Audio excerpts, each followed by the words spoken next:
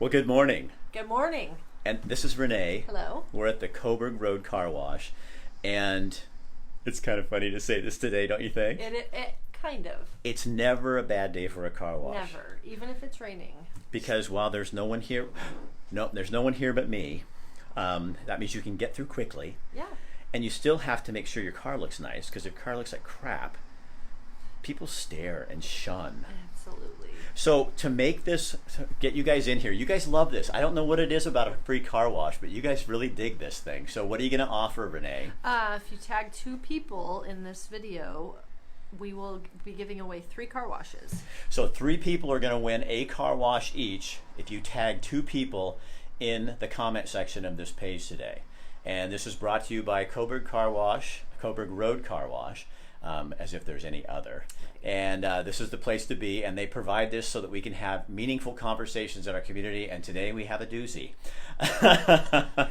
Get ready with the fire extinguishers, because there's going to be some fire. Yes. Okay, Renee, thank you. Thank you. So you guys, sitting in my driver's seat in my car is our special guest for the day. None other than Eugene City Councilor Mike Clark. How you doing, brother? How you doing, man? It's good to have you. Yeah. So just so you know, I've had parole violators drive my truck. I've had all kinds of stuff. People. So the fact that a city councilor's in here, you're in good company. Right. Okay. Fit right in. I like So Mike is Eugene City Councilor, and Yes. we're going to talk, you guys, about drug addiction, homelessness, compassion, and an ordinance that may help get us in the right direction. Yeah. So what should we talk about first? Do this for me. Talk about the ordinance, because the city council is supposed to take this up maybe on Tuesday? Nope. Monday? On Monday night, we absolutely will vote. It comes before for action on Monday night. Okay, and tell people about this ordinance. Sure. So what is this ordinance?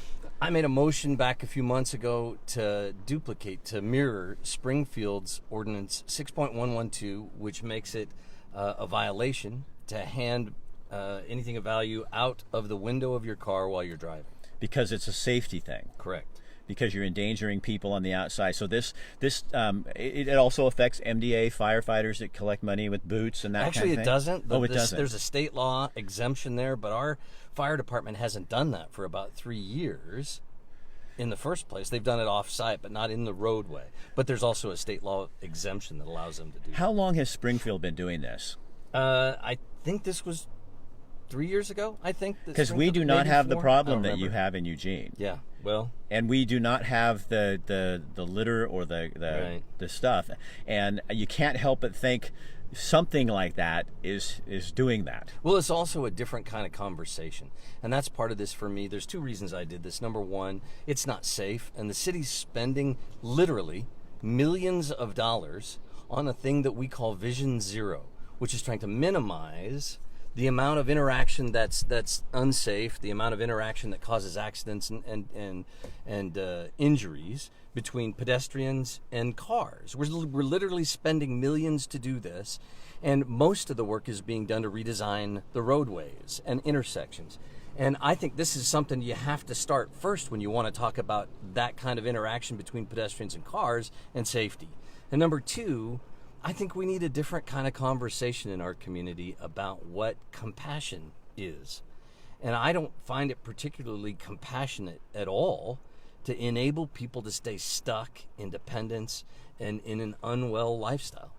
You know, we were talking about this prior to going on live here, and I said something to Mike, because so if your son or daughter or nephew or niece were on the streets, drug addicted, would you consider it compassion to just let them stay there and walk by every day and ignore it and enable it and not do anything about it? Hand them a couple bucks and say, hey, good luck. Yeah, and I think that's the weird thing too, is people give money, and every social service agency will tell you, do not give money to the people like that. They are better at knowing where to put the money for real. Yeah. Because I had a guy tell me one time when I was going to, talking to him, he says, Rick, I asked him, what do you do with the money? He goes, I buy drugs. I mean, he was really honest with me. He was very honest. And that's true for an awful lot of people, but I don't want to stigmatize. That's not the important thing. I'm not interested in somebody's condition so much as specific behaviors. And we are looking the other way at behaviors that allow people to stay stuck in a place that's unhealthy, and I don't think that's particularly compassionate. So this ordinance isn't the end-all, save-all, but it is a step in a direction. Let's have a different kind of conversation about this. Yeah. So one of the problems, Mike, and I know you've experienced this too, is when we start having this conversation, is people who feel like they own the word compassion or own, they come after you and say, you just don't like the homeless, or that's all the accusations come out. And to me, I think I'm caring about the homeless at least equally as they are. I had a woman come up to me the other day after doing our show talking about drug addiction and versus, on the other side, homelessness. And she said, thank you. I'm living in my car. I work 3 jobs and I am not a drug addict. And thank you for defining the conversation differently and not wrapping me into that box with everybody else. And look, everybody in life runs into a storm, man. Everybody's got troubles they got to contend with at least sometime in their life. And the deal is here is that when somebody's in actual real trouble and they need some help, that's awesome. Let's help them. That's how I feel anyway. But if somebody wants to stay stuck in unwell and they don't want to get better, then we need to stop enabling them to stay stuck in that place. So what would that look like in Eugene? Well, I think that's one of the things that at the council level we have a conversation all the time about how to provide services, but we don't have an awful lot of conversation around the idea of how would you put it, to de-emphasize or to stop enabling people to stay unwell. In other words, we're not looking at our own rules and laws and behaviors and saying, what are we doing to make the problem worse by enabling it to continue? Because somebody wrote me and said, you know, if people have a home, then they're much more likely to be successful. And I understand that. But what do you do when the woman I had on the other day, Gina, and a lot of people, when I go down and talk to people, they don't want to live. They want to live out there. There's a group of people who do want to be out there. So if it's... I don't think what they want is to be out there. I think what they want is to live a life free of the kind of rules and structure that makes them feel constrained beyond where they're comfortable, and that's cool so long as you can handle life and not be a burden to other people in that process, in my opinion. So is this about putting people in I hate saying this because people are going to jump all over it, but is it about putting people in jail or in a program where they have to do what? I mean, what is it about? Well, for me, it's about behaviors. So if people are behaving in ways that are against the law, then yeah, absolutely, they need to be held accountable for that. But it's not about criminalizing homelessness. It's not about criminalizing people and the condition they're in, for me anyway, so much as it's about let's stop, encouraging and enabling people to stay stuck in unhealthy behaviors. So why don't you start my car? Sure. Just push this button. Got it. Put their foot on the pedal. Got it. You got it. Hey, look at that. Okay. And then you just take us through the car wash. And you know what we have to do? What do we have to do? We have to put our seatbelts on. Oh, excellent. Because it won't go without them. So you guys, again, thank you. We are at the car wash. It's Toyota. Get back here. There we go. Sorry, guys. And sponsored by the Coburg Road Car Wash. And they are giving away 3 free car washes. And all you have to do to win them is tag 2 people in this page in the comment section. And Mike, you can just take her through there and Renee will get us going. And so even though it's rainy, it's still a good day for a car wash. And joining us here is Mike Clark, Eugene City Councilor, who brought up the idea of this ordinance that would keep drivers from passing anything out the window to someone else as a safety measure, but it's also worked wonders in Springfield on also controlling the folks that are out on the streets asking for money and that sort of thing. Want the wipers off here, brother? Yeah, you can go just like that. There it is. So, Mike, you brought this forward to people, and what are right now? Oh, you have to put it in neutral. Right, I'm waiting till they. So, okay. Mike, what are the chances at this time of this thing passing? Right now, it's a dead tie from what I have been able to guess from talking to my colleagues and from what they've said during other meetings. I would guess that right now it's a 4-4 tie. The mayor will probably break the tie and vote no, at least from what I have heard them say and heard the mayor say so far. Now, I'm hopeful that people will give input to their counselor, number one, in the next few days. And number two, I'm hopeful that I can be persuasive with at least one of my colleagues. Wow, it's Look gotten at bright all yeah. of a Look at you sudden. turned red. Okay, now we get the yeah. blue lights now. We'll get that next. All Yeah. right. Okay, excellent. So the best thing people can do is not be apathetic, but if you really care about this issue, is to kindly write your counselors and tell them where you are on this position. But you Then these things are frustrating to deal with. I get it, and it moves really slow, and it moves slow for us too. But being deliberate about stuff like this is really important. So you don't have to be angry. You don't have to one way or another. Just communicate what you think to the folks that represent you. And as somebody who reads through these, is another good recommendation, brief is better. We don't need to know the whole history behind what you're thinking, but to give people, to really get to the point when they're writing an email. Well, and concise is better, yeah. Okay. You know? Form letters that look the same as everybody else's that came to you get noticed less, but yeah. And what are you seeing right now coming through your window and your email box? Through the window, polish. Through the email, there is a group right now that's sending in a lot of emails to council that say, you know, keep Eugene compassionate. But I have to say, I think they misunderstand what compassionate is. They're saying, you know, don't make it illegal for people to do this, you know, to hand people money out the window because that would be mean.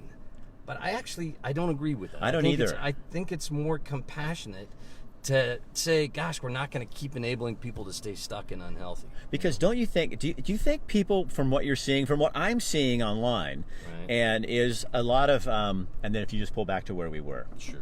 A lot of people are just, I mean, and I'm talking all spectrums, progressives, liberals, conservatives. Yeah, this one's across, you know. It is. I think people are just tired of this continuing to go on. And that's the thing. We've been treating stuff like this the same way for a really long time, isn't it? And it seems to me as though the problem's getting worse. So, isn't it time to deal with it differently? Isn't the definition of insanity doing the same thing over and over again and thinking it's going to work? Yeah, it seems maybe we need to try something different, a different kind of method. So, Mike, as long as we have, it makes sense that for the safety reason to pass the city law. Thank you, Shirley. So, you guys, what Mike's saying is you really need to be involved in this and to get. It will have an impact if you tell your city councilor how you feel about this. Right, and that's what you need to do because otherwise, because this is going to come up on Monday night at the city council meeting, and should people show up at that meeting as well? Sure, if they would like to, they'll have a chance to speak at the 7:30 meeting on Monday night at City Hall. But more important than that, I think, is to call an email, certainly right now, because it's time for us, I think, to address this differently and try some new solutions. And I looked up the other day the definition of compassion, and it says to suffer with. Right. And so how is allowing people to suffer on the sides of our sidewalk in I've walked past them and asked questions, and they tell you they're very kind, they're very decent people. They'll tell you, I'm just high right now. They're not any different than you and me, brother. They're folks that are in a tough place. And so I feel horrible, like walking by and you're just seeing them sit there, and we're allowing this to continue in our community. And yet the verbiage we put out is that we care, we're compassionate, we're a community, we're there are an awful lot of organizations who are organized and who work every day to help folks who want to get well.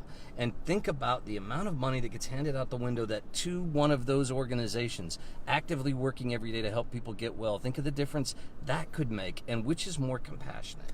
And Natal, we understand that prescription medication, that's a whole, that is the same topic, yes, but that is a federal level, and we need to put pressure on our congressional people and our senators to take care of that in too, because yes, half the people that I'm talking to on the streets here, every one of them will tell you. I had a story from Gina, that lady that was with us the other night. She had a guy that she met out there, and he graduated from Harvard. And then he got into an accident, and he got on opiates for that accident, and that just sent him on that. Now he's on the streets. He's a meth addict, and his parents are trying to get him back and help him, and they can't. So we're not doing anybody any favors by just letting these people stay stuck. And if it was your kid or someone in your family, wouldn't you be wanting to do more than that? So as a community, we have to decide what is the right thing to do. Is just doing nothing, is that the right thing? I don't think so. Yeah. So, Mike, thanks for having the guts to put that forward. Thanks for Thank coming you, on sir. here and talking to us. Yep. Thank you, Jim and Renee at Coburg Road Car Wash for sponsoring this show and just allowing us to bring people on and talk about issues that matter to you. Now, your job is to not be apathetic and do two things. One, tag 2 people in this comment section and you'll be eligible to win a free car wash. That's just for you. The second thing is for your community, write your city councilors a kind, concise letter email today. And there's a third thing too. You could share this so more people could see it and more people could write. Right, because I think we as a community are ready to kind of do truly live up to the word compassion and suffer with rather than walking by and ignoring. Yeah. All right, Mike, thanks. Thanks, sir. All right, you guys, join me today at noon, Kiefer Mazda Service Department. I'm going to show you a new program that Ron's doing where literally, this is so cool. Yeah. Ron, when you go in to get your oil changed, they'll bring a car to pick you up and bring you back to your car. They'll detail the interior of your car by vacuuming, cleaning the dash, the windows. That's standard procedure from here on out at Kiefer Mazda. And there's more. And we'll talk about that today. We're also going to talk about the importance of farmers in our community with Women for Oregon Agriculture. They'll be at that same show. And then Ron's going to give away an oil change too. So you got to be there to show up on that one. All right, share this on your page. Get involved. You can't bitch if you don't participate. That's the rule. All right, see you guys later.